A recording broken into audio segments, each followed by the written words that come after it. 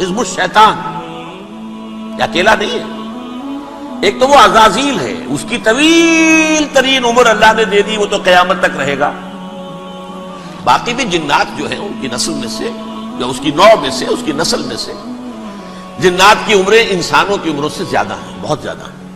لیکن پھر بھی اتنی نہیں ہے. یہ خاص ہے اس کا معاملہ کہ اس نے کہا تھا رب انظرنی الی یوم یبعثون، مجھے دے دے مہلت اس وقت تک تاکہ میں ثابت کر کے دکھا دوں کہ جسے تو نے یہ خلافت دیا یہ اس کا اہل نہیں ہے.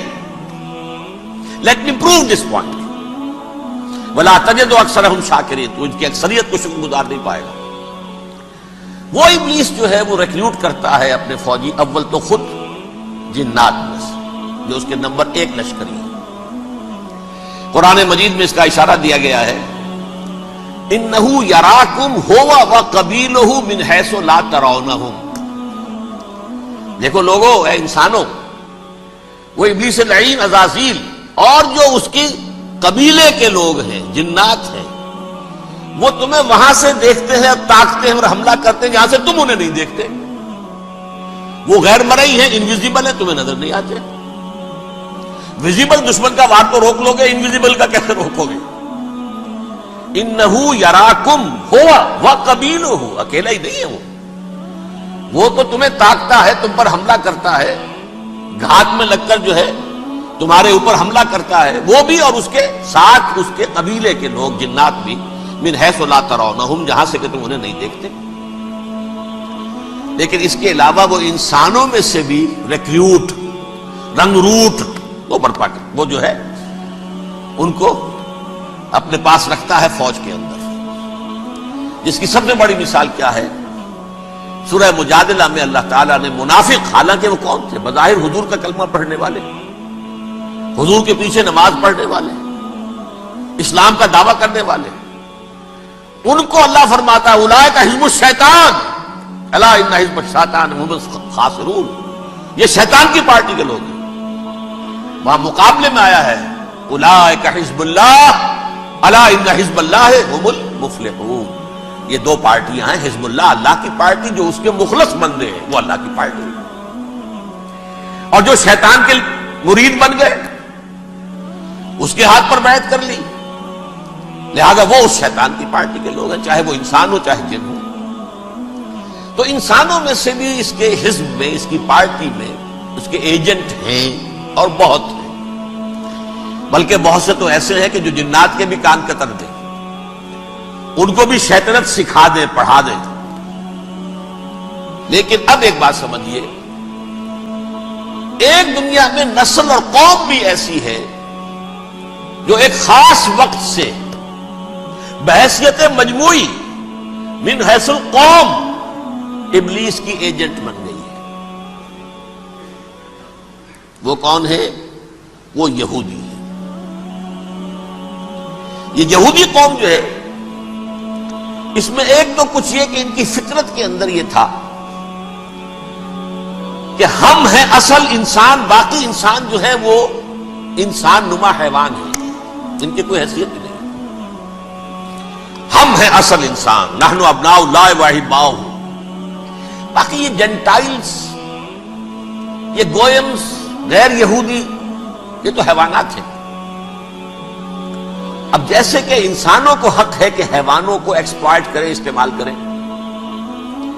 گھوڑے کو آپ ٹانگے میں باندھتے ہیں کہ نہیں؟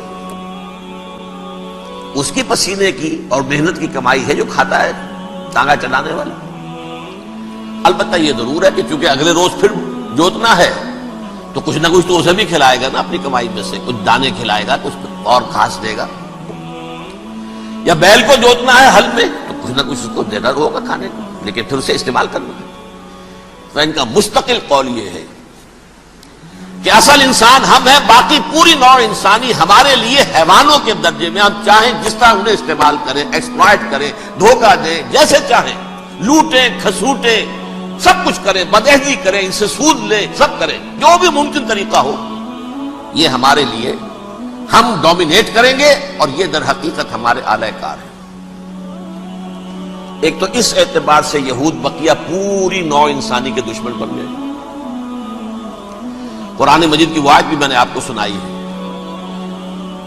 وقالوا لیس علینا فی الامیین سبیل، یہ امیین کہتے تھے نا ان کو جو غیر یہودی ہیں، کیونکہ ان کے پاس کتاب تھی، تورات تھی، اور کتاب نہیں تھی کسی کے پاس، لہذا یہ ان پڑھ ہے، پاگل ہے، جاہل ہے، امی ہے، ہم ہے صاحب کتاب، ہمارے پاس شریعت، ہمارے پاس کتاب، یہ لوگ ان پڑھ ہیں، جاہل ہیں۔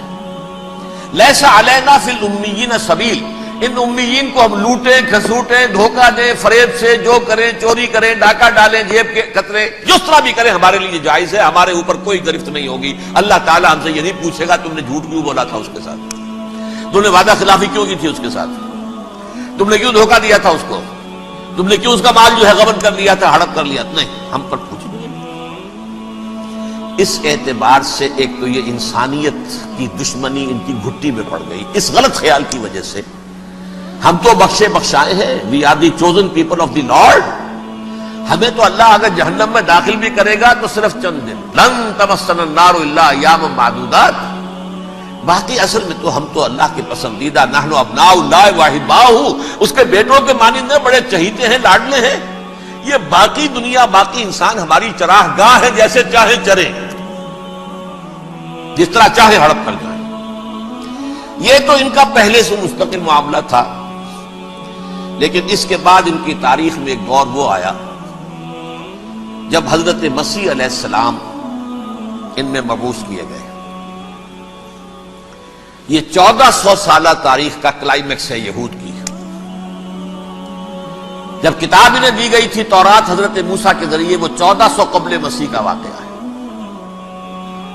اس وقت سے لے کر اللہ کا وہ فضل ان پر ہوا، وہ فضل ان پر ہوا کہ کوئی ایک لمحہ ایسا نہیں آیا 1400 برس میں کہ ان کے ہاں کوئی نہ کوئی نبی موجود نہیں۔ یہ تار ٹوٹا ہی نہیں، 2 سے شروع ہوا، موسیٰ، ہارون علیہ السلام، اور 1400 برس کے بعد پھر آخری 2 ہیں، عیسیٰ اور یحییٰ علیہ السلام، یوں سمجھ لیجئے، اور اس کے درمیان یہ تار ہے، اور اس تار میں کوئی ایک لمحہ ایسا نہیں آیا کہ کوئی نبی موجود ہو۔ لیکن عیسیٰ اور موسیٰ کے درمیان 1400 برس ان کے جو ہیں، اس کا کلائمیکس ہے حضرت مسیح علیہ السلام کی بعثت، اور حضرت مسیح علیہ السلام کو جسے اللہ نے اپنی روح قرار دیا، روح منہ، کلمتہ القاہا الی مریم، اللہ کا کلمہ، عظیم ترین معجزات۔ انہوں نے کیا کہا؟ یہ ولد الزنا ہے، حرام زادہ ہے، معاذ اللہ، نقل کفر ناباشد، یہ جادوگر ہے، یہ مرتد ہے، یہ واجب القتل ہے۔ اصل حکومت اس وقت حکومتوں کی تھی حکومت، لیکن انہوں نے انہیں آٹونومی دے رکھی تھی، اپنے مذہبی معاملات تم خود طے کر سکتے۔ تو قائفاس جو اس وقت کا ان کا ہیڈ ربائی تھا سب سے بڑا، اس کی عدالت نے فیصلہ کیا مسیح کو سولی چڑھا دیا جائے۔ پائلیٹس پونٹس، اس کے پاس ان کے التاش پہنچ گئے، یہ ہمارا مجرم ہے مذہبی، یہ مرتد ہے، یہ کافر ہے، یہ جادوگر ہے، یہ واجب القتل ہے، اسے قتل کرو، سولی چڑھا دو۔ خیر وہ لمبی بات ہو جائے گی، اس نے تو اپنے ہاتھ دھوئے کہ صاحب ہمارے پاس کوئی جرم نہیں ہے اس کے خلاف، تم کہتے تو ٹھیک ہے سولی چڑھا دے دو۔ یہ دوسری بات ہے کہ اللہ نے حضرت مسیح کو اٹھا لیا آسمان پر، ان کی جگہ وہ شخص سولی چڑھا جس نے غداری کر کے گرفتار کروایا تھا، جوڈاس اسکیریوٹ، اس کی شکل اللہ نے بدل دی حضرت مسیح کی سی، اور حضرت مسیح کو فرشتے اٹھا کے اوپر لے گئے، وہ زندہ آسمان پر اٹھا لیے گئے۔ اور یہ ساری تفاصیل نہ قرآن میں ہے نہ حدیث میں ہے، یہ انجیل میں ہے، لیکن انجیل کون سی؟ برنباس کی انجیل، gospel of the lord according to Saint Barnabas.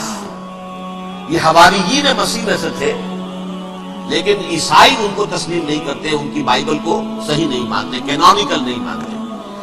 100 انجیلیں تھی، 104 تھی، جن میں سے 4 چنی ہیں انہوں نے، یہ متی اور جان اور مرقس مارکس، یہ ہے، تو یہ 4 انجیلیں ہیں انہوں نے تسلیم کی کہ یہ کینونیکلز ہیں، یہ تو ہے حقیقی، باقی جو ہے 100 اس کو وہ تسلیم نہیں کرتے۔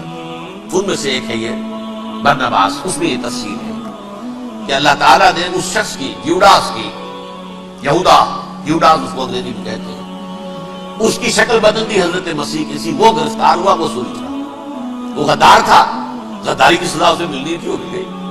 حضرت مسیح کو فرشتے 4 اٹھ رہے ہیں، جس کوٹڑی میں حضرت مسیح مقیم تھے، ایک باغ کے اندر وہ کوش تھے، اس کی چھت پھٹی ہے، 4 فرشتے آئے ہیں، حضرت مسیح کو اٹھا کر لے گئے ہیں، فت برابر ہو گئی ہے، اس کے بعد وہ شخص پکڑا۔ عشق سرکار سے دل جسے نے سنوارا ہوگا، اس کی قسمت کا بلندی پہ ستارہ ہوگا، اس کی قسمت کا بلندی پہ ستارہ